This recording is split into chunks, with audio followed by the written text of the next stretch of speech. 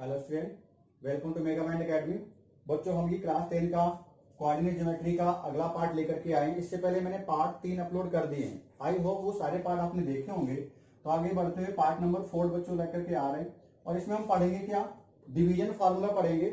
आप पिछले सारे पार्ट देखिएगा जरूर, तभी आपको सारी चीजें क्लियर होंगी। और जैसे भी बन पा रहा हम आपकी हेल्प कर रहे हैं बच्चों। तो देखते हैं बच्चों, डिवीजन फार्मूला होता क्या है। आप सपोज करो कोई आपको ये पॉइंट ए दिया गया है जिसके हम कोऑर्डिनेट ले लेते हैं x1 y1। हमने दूसरा पॉइंट लिया बी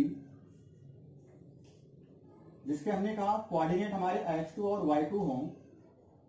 अब इन्हीं पर बेस हमारा डिवीजन फार्मूला ये कहता है, कॉन्सेप्ट उसका ये है, डिवीजन है क्या कि एक पॉइंट होगा जो ए बी को ज्वाइनिंग करने पे जो लाइन मिली है।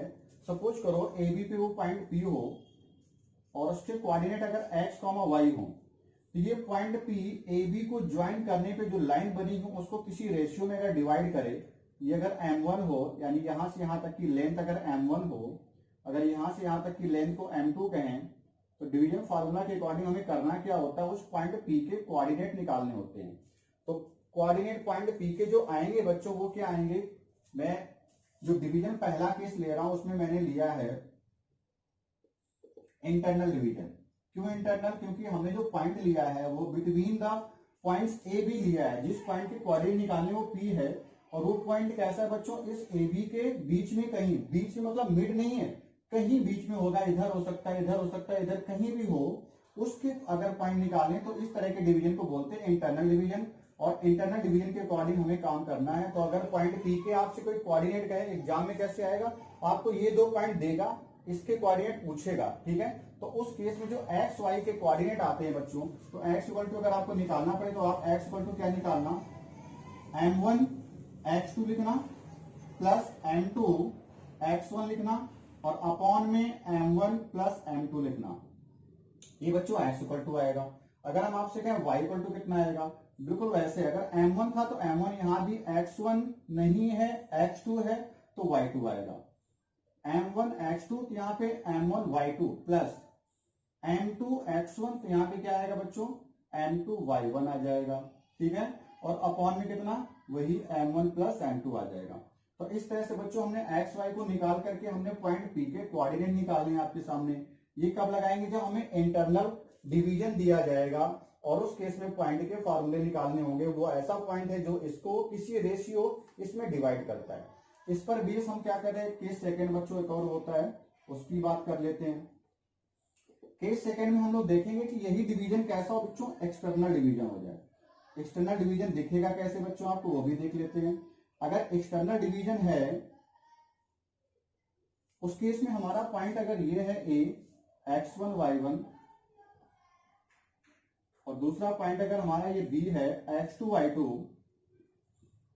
तो एक्सटर्नल डिवीजन कहता है कि इसके बाहर कहीं कोई पॉइंट P होगा जिसके कोऑर्डिनेट अगर x y हमें निकालने हो, तो उस केस में पॉइंट P के कोऑर्डिनेट निकालने के लिए हमें पहले पता करना होगा कि इसका जो रेशियो है वो कैसा है।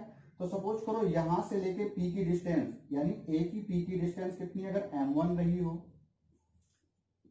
और पॉइंट B से A की P की डिस्टेंस कितनी रही बच्चों, m2 रही हो, तो इस केस में एक्सटर्नल डिवीजन ऐसा दिखेगा।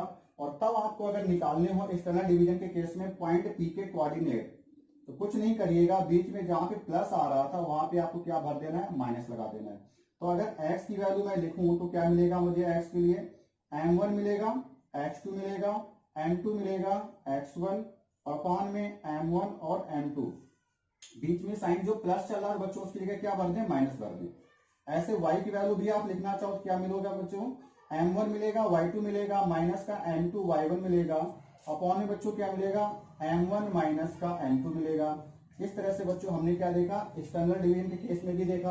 अगर मैं यहां से आपको एक नोट कराना चाहूं, एक इंपॉर्टेंट नोट मैं आपको बता रहा हूं कि अगर आपसे कोई कहे दो पॉइंट है बच्चों, इसका पहला कोऑर्डिनेट x1 y1 है, दूसरा कोऑर्डिनेट अगर x2 y2 हो, उस केस में अगर आप पॉइंट ए बी को ज्वाइन करने वाली लाइन, ये पॉइंट ए है ये बी है, या ए और बी को ज्वाइन करने वाली लाइन का ठीक मिड पॉइंट निकालना हो, ठीक है, मान लो m है अगर वो, तो ठीक अगर मिड पॉइंट निकालना होगा तो जितनी डिस्टेंस ये बच्चों उतनी डिस्टेंस ये भी होगी। और ये केस कैसा बना, ये बन रहा है आपका इंटरनल डिवीजन। बच्चों यही के ऐसा ही फिगर तो है, आपकी बात ठीक, जितना ये है उतना ही ये हमने लिया है, ठीक है। तो उस केस में हमारा क्या हो जाएगा, यहाँ पे m1 इक्वल टू m2 आ जाएगा, और जब m1 m2 बराबर आ जाएंगे यहाँ पे आप रखोगे तो m1 plus m1 to m1, ऊपर भी m1 ऊपर भी m1, ऊपर से m1 कॉमन लेना, कैंसिल होगा, तो आपका डायरेक्ट उस केस में जो मिड पॉइंट आएगा एंटी कोऑर्डिनेट, ठीक है, वो क्या निकल के आएंगे, x1 प्लस x2 अपॉन में 2 आ जाएगा, और y1 प्लस y2 अपॉन में 2 आ जाएगा। ये आपका मिड पॉइंट का फॉर्मूला आ जाएगा, ठीक है। तो हम बाकी अगले वीडियो में बच्चों आपके सामने लेकर के आएंगे, आप इसे नोट करें, चैनल को सब्सक्राइब करें, कॉन्सेप्ट सारा तैयार करके रखें। हम लोग मिलते रहेंगे आपसे, ठीक है, नेक्स्ट मिलेंगे। थैंक यू बच्चों।